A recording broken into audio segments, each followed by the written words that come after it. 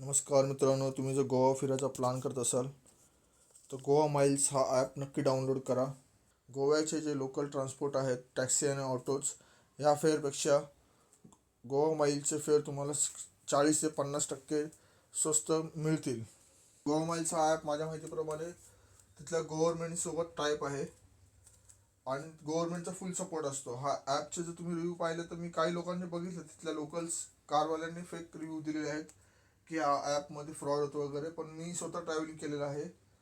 हा ॲप खूप चांगला आहे आणि खूप सपोर्टिव्ह आहे. तुमचे पैसे खूप सुद्धा ह्याच्यात बचत होतात. आणि तुम्ही जर लोकल ट्रान्सपोर्टरला विचारलं कुठं जायचं असेल, टॅक्सी वगैरे, तर त्यांचं स्टार्टिंग भाडं 2 ते 3 हजारांनी चालू होतं. गोवा माइल्स तुम्ही जर चेक केलं फेअर, तर ते तुम्हाला 1000 ते 1200 मध्ये तुम्हाला तुमच्या डेस्टिनेशनपर्यंत पोहोचवतं.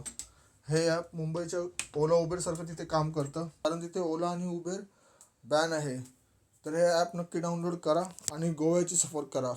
ॲपमध्ये तुम्ही बुकिंग केल्यानंतर जे काही फेअर दाखवेल ते फर्स्ट ॲड करावं लागतं याच्या वॉलेटमध्ये. त्यानंतर तुमची कार बुक होते आणि तुमचे पैसे कुठेही मिसयूज होत नाहीत, कारण की ही तुमची गाडी बुक झाल्यानंतर जेव्हा तुम्ही गाडीमध्ये ओ टी पी देता त्यानंतर हे पैसे वॉलेटमधून डिडक्ट होतात.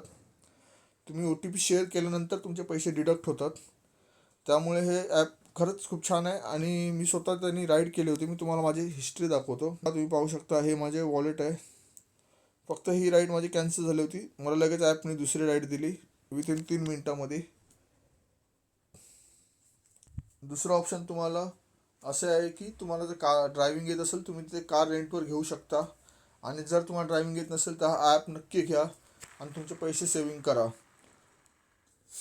बीच फिरून तुम्ही जर कंटाळले असेल तर दुसरे लोकल्स ठिकाण कुठे फिरण्यासारखे आहेत त्यासाठी कमेंट करा, मी तुम्हाला नक्की गाईड करेल.